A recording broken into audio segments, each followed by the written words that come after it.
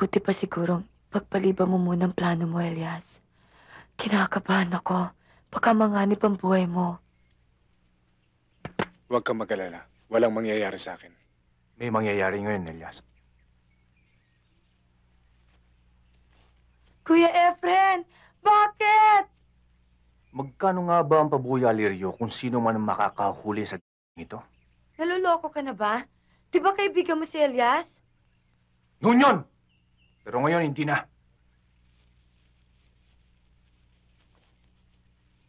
Ganyan ka na ba kagahaman, Efren? Nang dahil sa salapi. Ipagkakanulo mo ang iyong kaibigan. Huwag mo kong konsensyahin, Elias. Ibibigay kita kay Don Ezequiel. Lirio, umuwi ka na. Umuwi ka na, sabi eh. Sige na!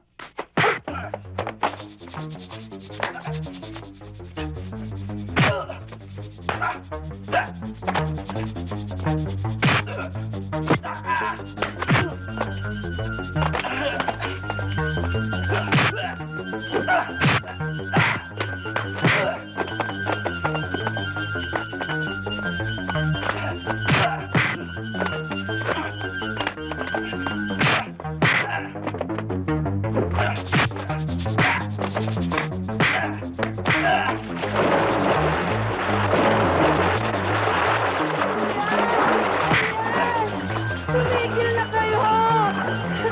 Tama na! Kuya! Tumigil ka na! Kuya! Tumigil ka na! Tama na! Wala namang kasalanan si Elias! Kuya! Hindi pa tayo tapos, Elias. Magkikita pa rin tayo. Kuya!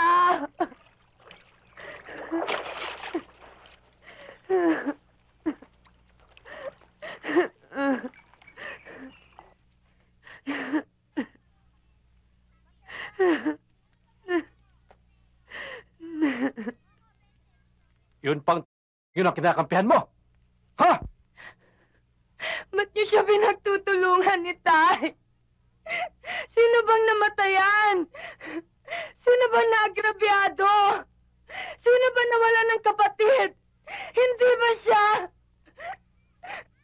Tigilan mo ako sa mga mali mong katwiran! Sige! Saktan niyo pa ako! Magandang hapon ho. Tama na, Berto. Hindi ko ho na po nang pumasok pala kayo. Paano mo mapupuna? Wala ka sa iyong sarili.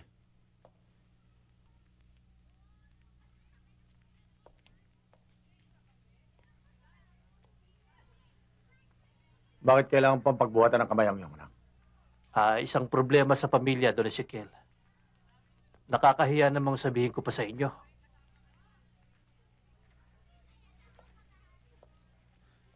Napasugod ata kayo ng di oras, Don Ezequiel.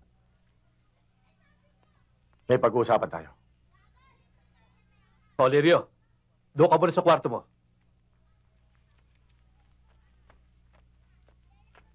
Sandali lang, Lirio. Kung lagi niyong pagbubuhatan ng kamay si Lirio, makabubuti pa sigurong kunin ko na sa inyo para makapagtrabaho sa Villa.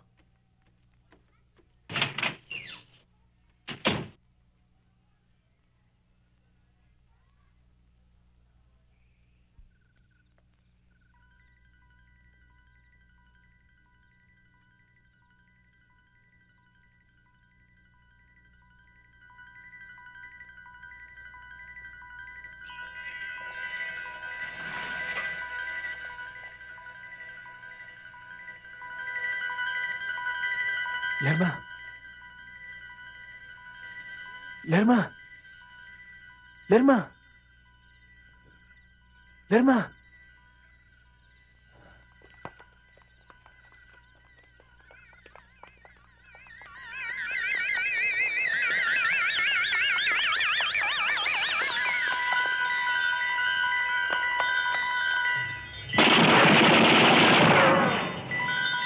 Ikaw lang pala ang parang paano lumabas ang Ano? Nawala!